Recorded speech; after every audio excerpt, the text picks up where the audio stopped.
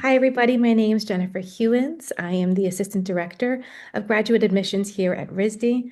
Today is day 4 of our week-long series of our open house events. So thank you for being along for the ride. If you've participated in other sessions. At this session today, we'll focus exclusively on the MFA Furniture Design program. And me today, I'm joined by the faculty in the department. With that, I'll turn it over to you, Pete. Thanks, Jennifer. Hi, everyone. My name is Pete Oyler. I'm the Graduate Program Director in Furniture Design and faculty within the program. I'm Jonah Takagi. I'm a part-time faculty in the department, and I work with graduate students and undergraduate students. Thanks for being here today. I'm going to share before we're going to have a lot of time for questions. Just to give everyone that's on this webinar, I cannot see you all, so this is maybe slightly awkward, but I'm going to do a presentation that will hopefully answer just some basic questions around our facilities, what the first year and second year of the program look like, what are some of our kind of exhibition and teaching opportunities. Jonah is then going to talk about a little bit more about the first year experience and also share a little bit about some of the research electives that he teaches. We'll also be joined by some first year and second year students. So if you have questions that are specific to the student experience, they'll be happy to answer those questions, and they'll be hopping on here probably right around 11. So with that, I'm going to start with a presentation. Give me just a second to get my screen set up. Hold on one second. Okay.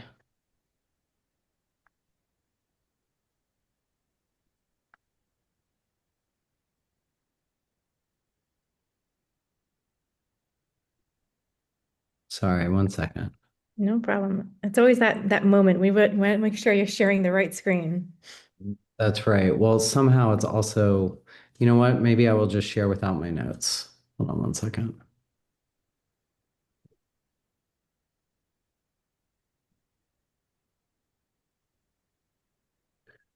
Okay.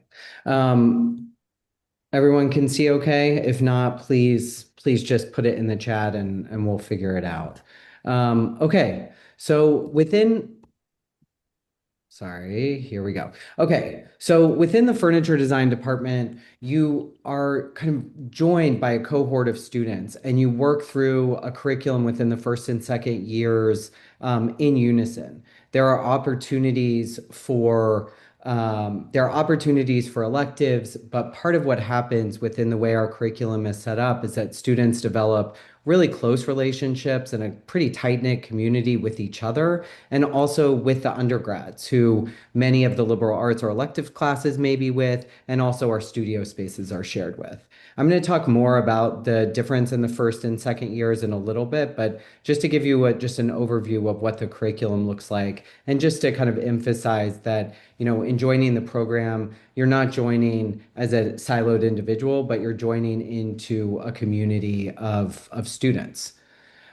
Here is some work from the past few years of MFA students in our program. We view furniture as an expansive discipline. Students often question archetypes, explore different types of materials, and we really do support a wide range of approaches to both making and thinking about furniture design and its role within the contemporary. So at RISD, I don't know how many of you have had the opportunity to visit campus. It's a very old city, and we are housed in a few very old buildings. We do have state-of-the-art, equipment. This is what I'm showing you here is the bench room, the workbench room in our wood shop.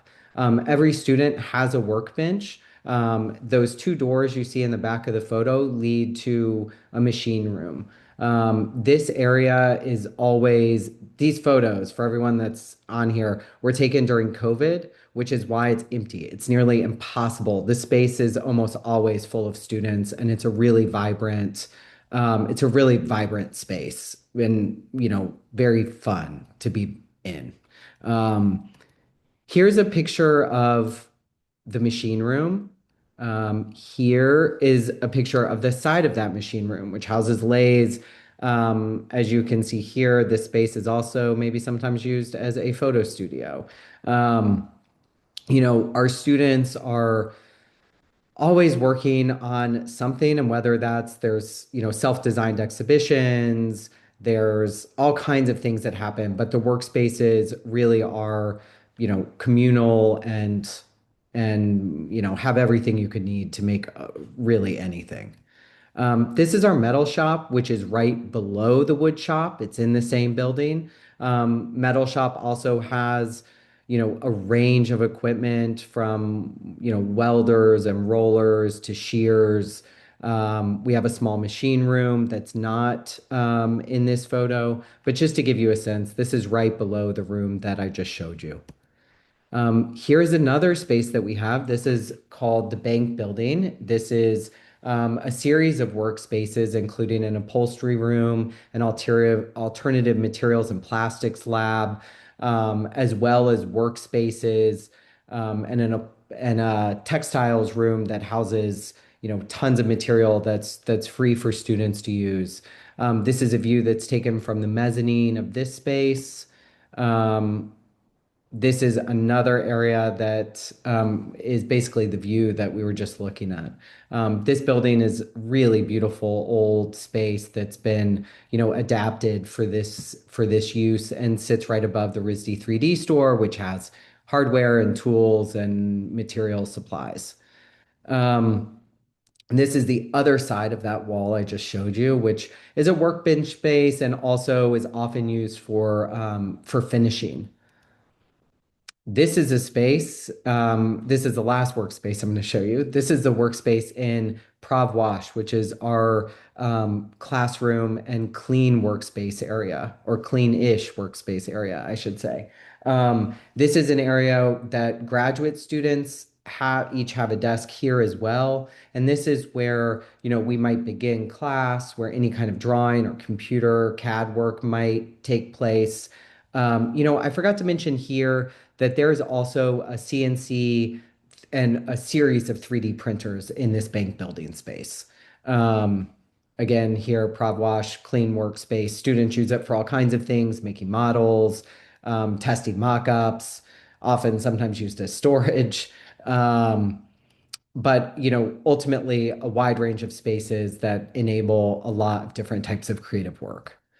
So within the first year of the program, there's a big emphasis on asking students to dive deep into, areas of research that are of interest, but also to explore and experiment with things that lie outside of whatever their practice may be at the time of entry. So there's an intentional push there to get students to think beyond what they already know or what they come in knowing. In the second semester, there's a partnership either with a company or a local business. But the goal here is to provide students with a design brief that asks them to synthesize their own voice and perspective with whatever the stated goals are of the brief. The images you're seeing here are of a brief from last spring. Of course, Jonah and I taught together actually with a restaurant, New Rivers, that is right across from the Prov Wash space I just showed you. And this is a restaurant in one of the oldest buildings in Providence that, was representative in its inception of Providence's industrial history and has since transformed into a farm to table restaurant that serves cuisine specific to Southern New England. Students were asked to design in one of three areas of the restaurant. And this is some of the work that was produced from that course. As you can see in the photo on the right, there's a series of bar stools. That shows you a little bit about the process that student went through in developing, the stool that's in focus here. Um, so lots of different approaches, lots of different scales, but just to give a sense of what that end of the first year looks like. The thesis year really shifts gears. Whereas, you're given a series of briefs within the first year, the thesis year is a self-directed, very immersive, opportunity for students to explore areas that they're deeply interested in to, create a collection of work for public exhibition. I'm going to show a few examples of what types of thesis collections look like. This student was particularly interested in material exploration and process as his research base. The work you're seeing is all made from paper pulp. This student here was also interested in material exploration. This is actually just galvanized tin, but the main motivation for her was actually looking through the history of women in contemporary design and using motifs and writings to create this collection. This student, Anuj, was created this series of lights made of corrugated paper. And this student was really focused on taking discarded pieces of furniture that she found either on the street or via Facebook Marketplace, and turning those old pieces of furniture that were being discarded into new pieces of furniture with the goal of focus on personal narrative and the way that we connect to objects and the stories that they carry. Um, there's an annual MFA thesis exhibition that RISD hosts for all students. Students within the furniture department, showcase their work here. And you can see in this photo, I don't know if you all can see my cursor. I'm hopeful that you can. But there's, an example on the left here of student work. This was, a large modular seating system. And on the right here, a series of lights, chairs. Both of these are kind of examples of the type of work that furniture students show in the exhibition. Um, Here is another example of what a student exhibition might look like in that context and the range of work that a student might produce as part of a collection. And here's another student from furniture, like looking at very different approaches. And I want to be clear that we not only encourage and support very different approaches, but I think it's one of the biggest strengths of our program. Exhibitions are also a big part of what we do within the department. We have understood art and design as, having a long history of proposing new ways of living and being in the world and, shifting our relationships to objects and furniture. We show in New York and Milan regularly. These are photos from the 2024 exhibition, Material Opulence, which actually won Best of Awards at Wanted Design at the International Contemporary Furniture Fair in New York. This with every, collection of work that is exhibited. We also do a photo shoot and develop conceptual materials that expand the breadth of that exhibition. These exhibitions do include undergraduate work, though on occasion there are grad-specific exhibitions in these contexts. This is another example of work that was shown at ICFF and Wanted Design. This exhibition was titled Rewild Domesticity. And here is work that was a partnership between RISD and Mabeo, which exhibited at Salone in Milan in April. This type of exhibition happens maybe once every 3 or 4 years. This is a regular but not annual occurrence. This was, again, another example in Milan from 2024. This exhibition was actually a cross-disciplinary exhibition, so included work from furniture students, but also from students in ceramics, glass, textiles, interior architecture, and I'm probably missing one or two disciplines. But this exhibition is also kind of something that happens occasionally, not annually, but does happen. And then there's also exhibitions on campus. This is Sol Koffler Gallery, which is in downtown Providence. This is a grad biennial from 2022. We actually have one coming up this January, if anyone's going to be in Providence, January 23rd through February 15th. We'll have another biennial. This is, all student work from the department. It's open to the public. It's a fantastic opportunity and a really beautiful space to show work locally. Um, there are also teaching opportunities within the department, or within the school, I should say, outside of just TA positions, which do allow graduate students the opportunity to teach with other faculty and be part of undergraduate classes. There's also the opportunity for graduates to propose their own courses and teach during winter session. This is an example of a class that was co-taught by two grads this happened last winter session, and this course was focused on design and context, and this was fully student led. There is also the opportunity, again, this isn't exactly annual, but it is regular, that the department hosts a teaching fellowship. On the left here is Dotan, who was a teaching fellow in 2023-4 academic year. And following that fellowship is now at VCU Arts. And the photo on the left is a series of pieces that he actually just created for a museum exhibition in Georgia. Um, I think for those of you who might be interested in teaching, there are great opportunities to do that. That's all I have. I'm going to hand this over to Jonah, and then we'll have time for questions. If anyone has, actually, if anyone has a question now, I'm happy about anything I went through. I'm happy to answer before we move on. Um, no? So yeah, at any point, feel free to drop your questions in the Q&A Yeah. section of Zoom. That's just to the right of to the chat in your Zoom toolbar.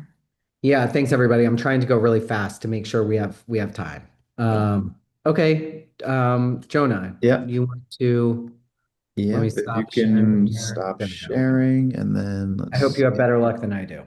Yeah, it's always interesting not being able to see who you're talking to. And I'm going noteless here. So I hope that you can see this document here. And the aspect ratio is working for all of you. So just quickly about myself, I'm Jonah Takagi. I'm currently in Vermont, but I live in Brooklyn, New York. I have a studio practice there where I design mainly with industry. So collaborating with manufacturers and brands in the US and Europe and Asia. I teach at RISD. I went to RISD, and I've been there for about 4 years and working with both the first year grad students, the second semester grads, as Pete mentioned. And I do teach some electives and research electives that are both that are open to both undergrads and grads. So I'm going to quickly just go through just two kind of case studies, I guess, for the two different types of classes that I lead or co-teach in our case last year. So let's see, actually. There we go. I'm just going this way. So in 2024, the department collaborated with the manufacturer Best Case. And there's been a lot of precedent for this. We've worked with Capellini in the past, Herman Miller. That's on the manufacturer side. And we've also done collaborations with local, you know, in the case of the last cohort, we worked with a restaurant in Providence, museums, etc. So this collaboration was a product of a relationship that Pete and I had with a designer and owner based in Long Island City, or sorry, in Long Island in New York. And he runs a company called Best Case where they specialize in sheet metal, furniture, lighting, et cetera. They're unique because they have a factory on Long Island. So this course is structured, it's a pretty typical structure for how these collaborations work, where it's, usually there's an introduction. In some cases, there's a field trip to sort of get up to speed on what that manufacturer is all about and what their capabilities are. And that's usually followed by a lengthy research phase and an iterative design process where each student member of the cohort is designing for that manufacturer, basically.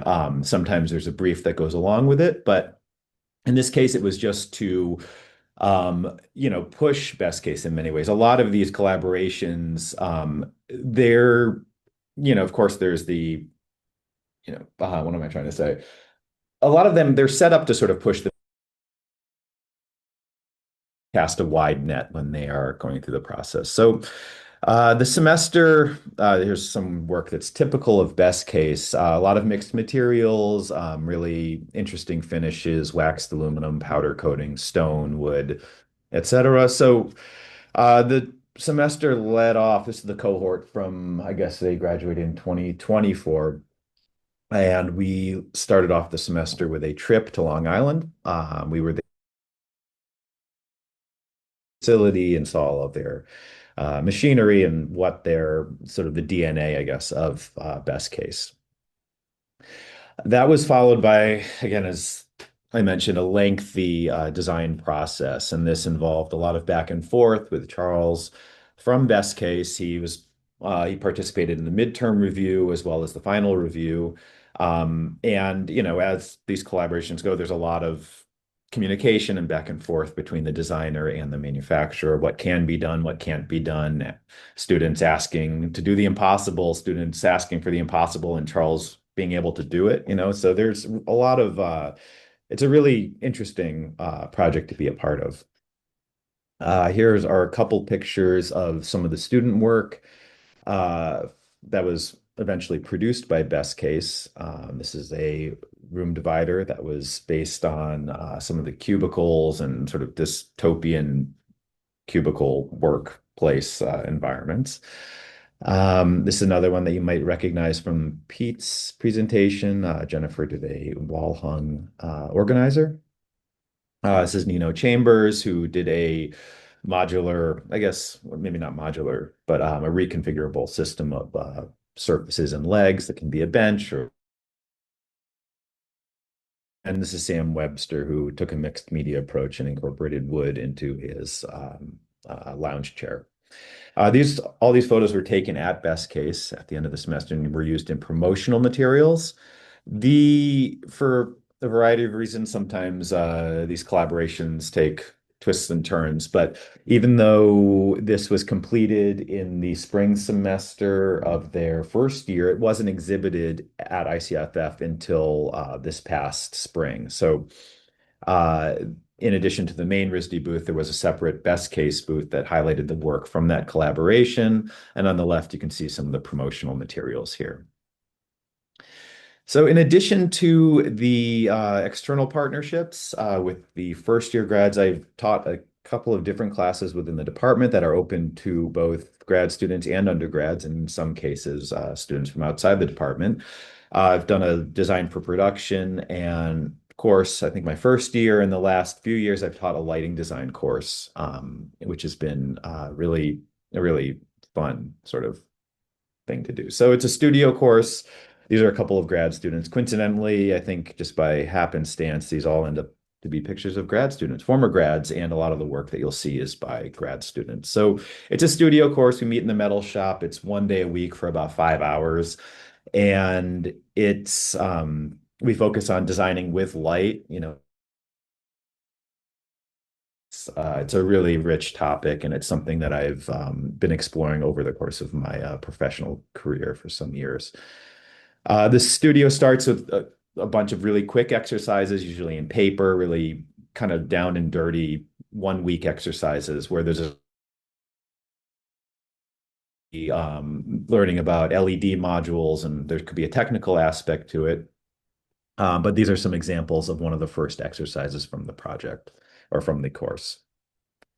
From that, we also incorporate, and this is for both, I mean, the grad sort of studios as well as the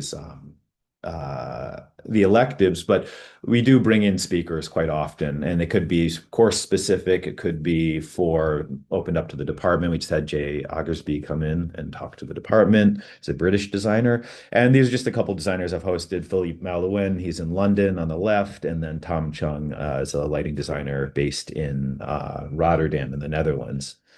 This is all just to supplement the in-studio learning. There's always been a field trip that we've done to New York, and this kind of leans heavily on our alumni network. So this was from, I guess, spring of 2025, where we had a bunch of stops. We had an itinerary. It was a full day. Took a train to New York and then took a train back to Providence. We visited Lindsay Adelman's studio.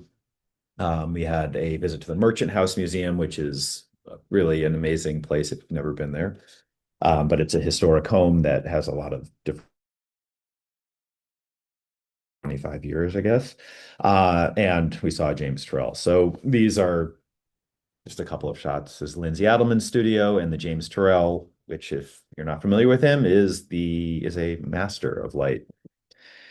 Finally, these are a couple images or a few different projects over the years. They all are grad students. This is Chu Bai's lighting object, where she was able to figure out how to wire these switches in a way that is,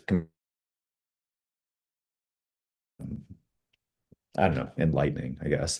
This is Anush Malav's. Pete brought up, he designed these. This was 2023, I guess, and these were in corrugated cardboard. Jisoo, who is just joined, is a current grad. He's in the second year, and this is a project he did last year for the lighting course, which was poetic, I think is the way maybe it had been described in Crit.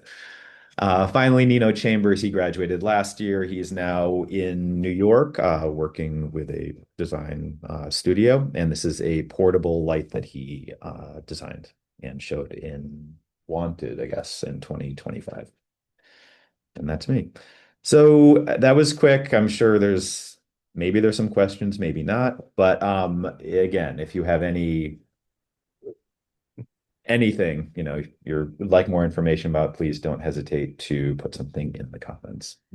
Thanks, Jonah. And we now have both first and second year students here. I'm going to have you all just introduce yourselves. I know it's a little weird because you can't see anyone, but there are, I think, many people that are here, and I'm sure have questions for you all. Adi, you're first on my screen. Would you like to start us off? Sure. Hi everyone. My name is Adi Asya, and I'm a first year grad student. Um, yeah.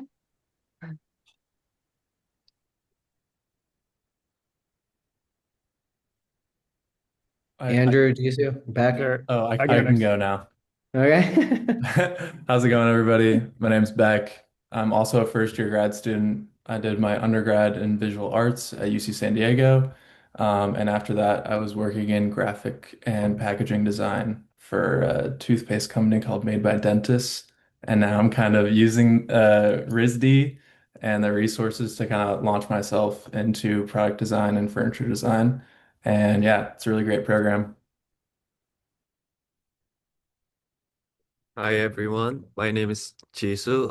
Second year grad in furniture department. I studied product design for my undergrad at Parsons. Hi everyone, I'm Andrew. I'm a second year grad as well. Um, my academic background, like undergrad background, was in biology, and then I worked for many years in like the art and design fabrication world before coming to RISD. Thank you all for being here. Questions. I know, okay, I can start with one that was about the 3-year program. I think for any of you that are interested or think the 3-year program might be relevant, email me. I'm going to put my email address in the chat, because what I will say and what I think, Beck, maybe you'd be really good to kind of talk about this. But the first year program provides really critical foundational support in material and kind of technical process that students might not have familiarity with.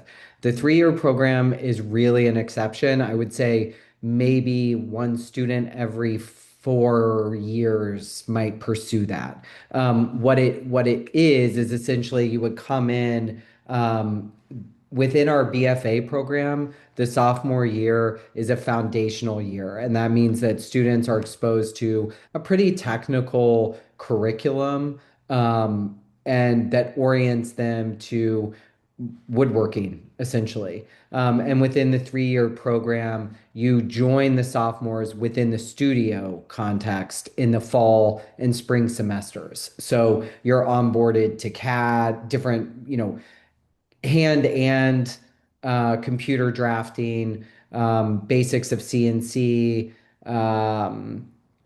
hand tool and machine woodworking, and then you're able to take electives with the grads and join them in other kind of areas. But I do want to note that it's very rare, and that the students in the first year have a pretty intensive materials and processes course that helps with that. I don't know, Adi or Beck, if either of you would like to speak to that. Yeah. Yeah, I remember when applying, I was also like more interested in like the 3-year program, and a little bit bummed when I got accepted into the 2-year program. But now, like having like seen what it's going to be like and like been through all of the process of like learning about all the shops, learning how to CAD, getting introduced to all these materials. There's so many resources to get up to speed, and I think if you even have just like a little bit of knowledge in any of those categories, you're going to be set up for success. And that's how I feel. Adi, did you want to add to that or talk about any? I saw the question about the woodworking experience Kelsey asked, and I come from my undergrad. I was doing more sculpture, and I didn't have a lot of experience with woodworking. And like Pete mentioned, we have on the first semester we have material and processes class when we get to be introduced to the workshops. And I guess like after, if you're interested in woodworking, you can also explore it yourself, but you will get the basics here, which is great because now, in my experience, I feel more confident and comfortable with the woodshop. That's great. All right, I can go ahead and moderate some of these other questions that are coming in, Pete. I believe this next question is in relation to when you were speaking about the teaching in winter session. Does the application for teaching, does that go prior, the grad students get priority for this? Yes and no. So there are within, so I don't know how many of you know about the teaching certification through teaching and learning in art and design, known here at RISD as TLAD. That program, Andrew, Andrew's teaching in winter session this year, and so is Jisoo, actually. You're both teaching. So you can speak to this. I'll be brief.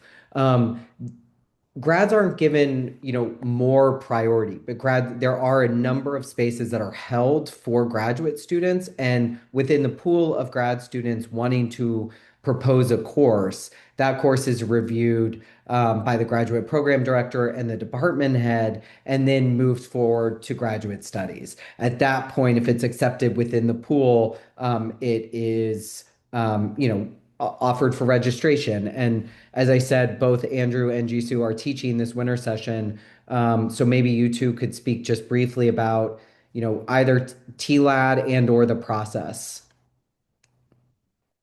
Sure. Yeah, the process is was it in the over winter break or in the spring? It's by February Yeah. of, So like of the first year. basically, yeah, at the beginning of the second semester, that's when you'll start to see, solicitation for proposals, and then there's like a couple rounds that you'll have to make it through and eventually submit a syllabus for approval. Um, you know, it's like I don't know what the numbers are. It's a fairly competitive process, but it's definitely doable. Like both Jisoo and I will be teaching classes, and it's a great opportunity. But I think even if you don't end up taking that or teaching the class, it's just like a good opportunity to like, try to develop an idea for a class if you have one. And, you could always bring that with you wherever you go.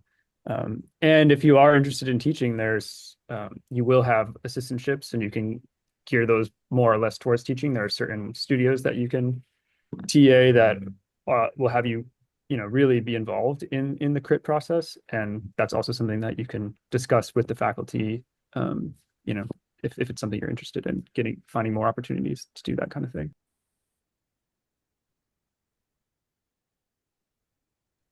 Thanks, And I Andrew. guess I can add by saying that if you like to teach, but a little bit shy or afraid to teach by yourself, there's actually an option of co-teaching as as a duo, which is like I'm actually doing for this winter session. So yeah, But not because you're shy. I am shy, Pete. What other questions do you all have? Yes, so this is a great question. I think that maybe the students can answer. How much crossover is there between different departments? Can grads take classes in other disciplines? I can offer an answer to that.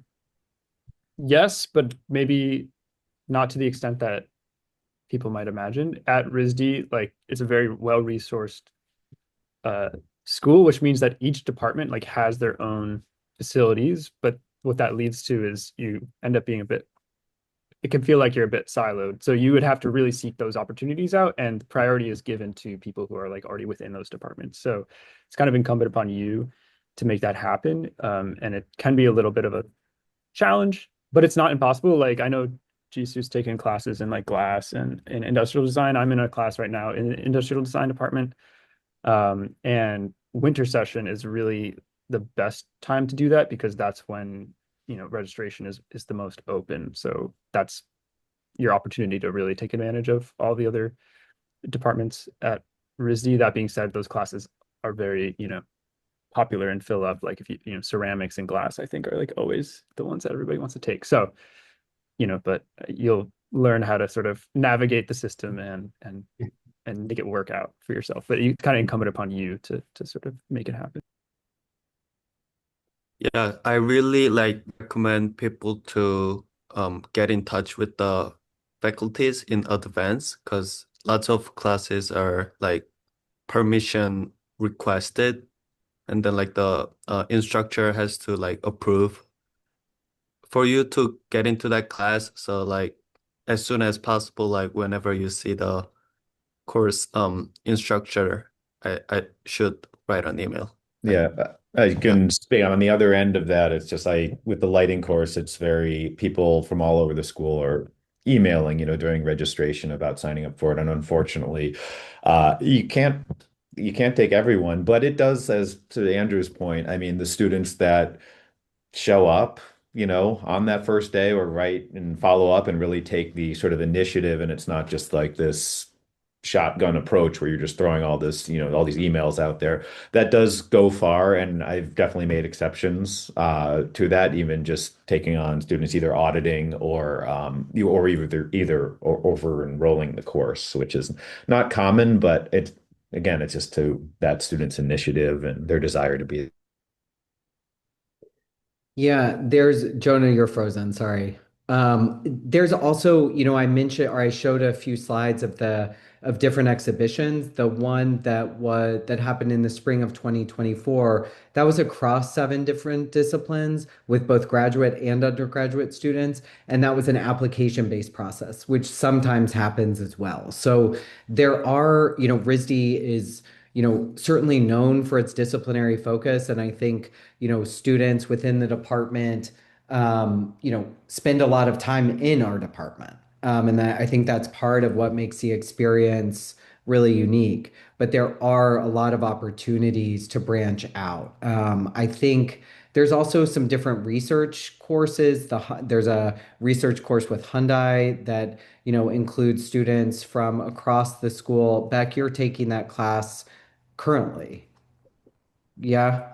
Yeah, that class is so it's fully like it's fully funded by Hyundai, and there's 30 people in the class. 15 are from the industrial design department, which is where the class is held. And then the other 15 are from all across the school. Yeah. So all different majors. So very interdisciplinary. Yeah, kind of bouncing off what everyone said. You just got to seek them out, and you can find those opportunities. And most of them you're going to have to either apply or reach out to a professor, but if that's what you want, you can get it. Just be persistent. Back to the questions. This question was asked multiple times. What are some of the students going on to do after graduation? It's fast. So, I mentioned, there's kind of the area of interest of teaching. And, I mentioned Dotan. He's gone kind of straight into full-time teaching fellowships, and pursuing designing work for gallery and museum exhibition. A lot of students start independent studios, which is something that I think our grads are extremely well represented during, for example, New York Design Week, and within industry writ large. Some students go work in fields, for example, of creative direction. Maybe they go to Blue Dot or Herman Miller.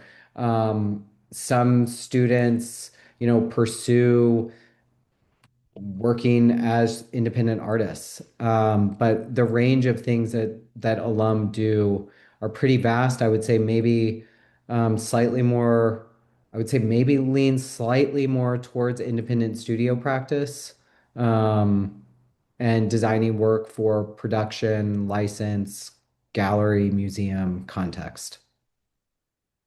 Yeah, I'm fortunate to keep in touch with just being based in New York, which seems like every road leads there, or a lot of roads do. But I'm fortunate to stay in touch with a lot of grad students from the last 3 or 4 years.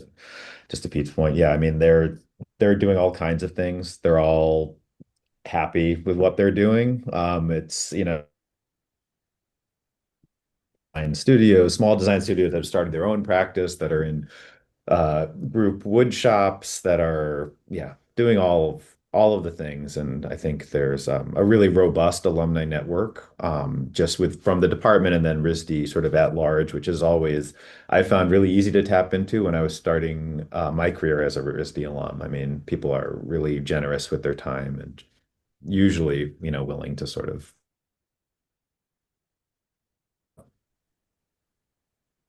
Great.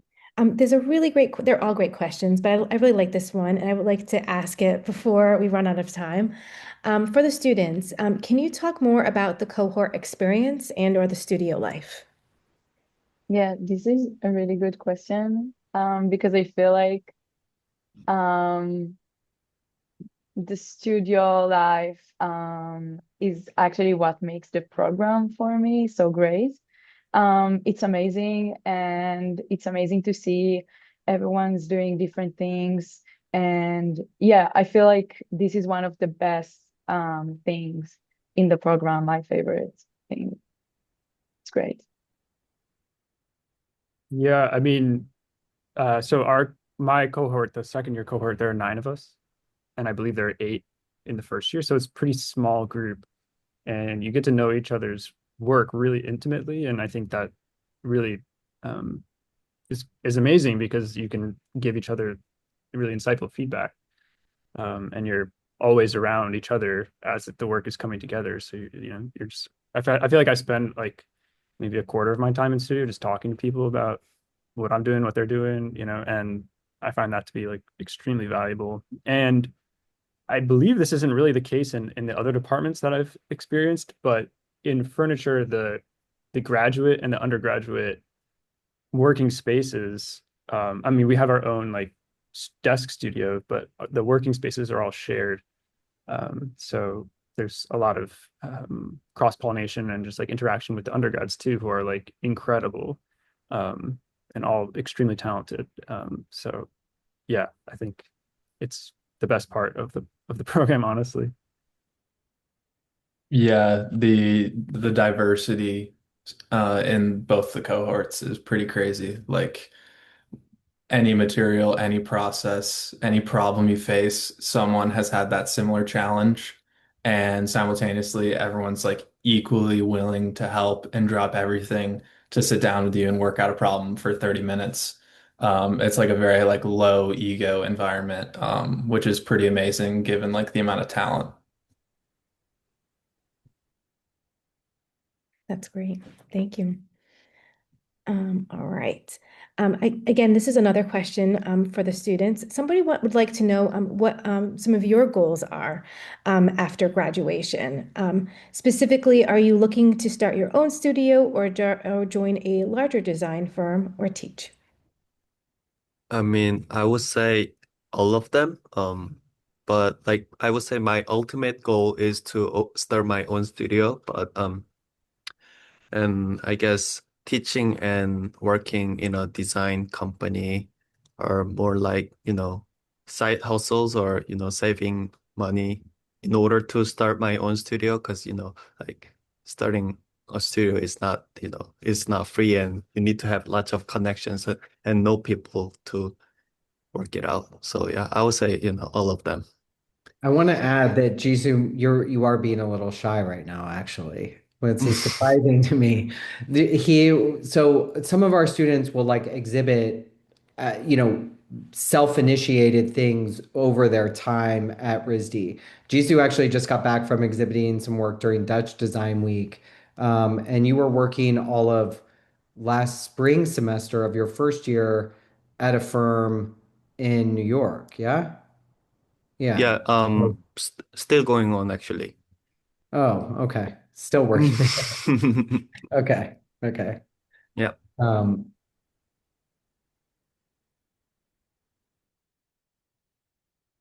Uh, I guess I could. Oh, sorry. I mean, but similar to Jisoo, it's it's to me, it's not clear exactly like what I sort of want to be doing, but the thing that has become clear is like what is possible. And I think for me, especially coming from my background, is that was not so apparent before I came to grad school, but here I feel like I've seen the full breadth of what one can do with this type of education. So that's in and of itself extremely empowering. But obviously, I am interested in teaching and finding a way to continue to design. Thank you, Andrew.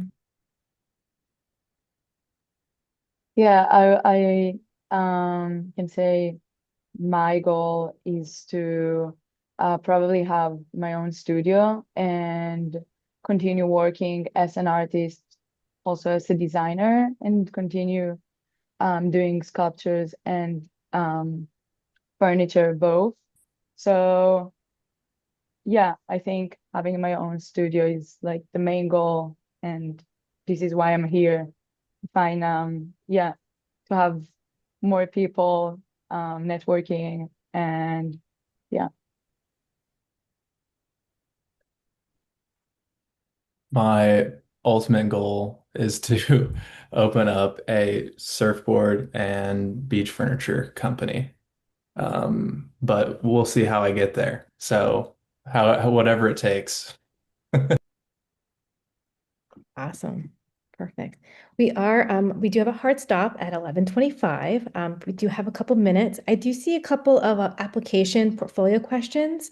I just want to add that Pete joined a portfolio panel with some other faculty earlier on in the fall. It was a session dedicated to the portfolio requirement for the application. If you email me at admissions@risd.edu, I'm happy to share that recording with you. Um, Let's see here. We do have a question here. Someone's asking about study abroad opportunities. Pete, I'm not sure if you can speak to how some of your grad students have utilized that, if they have.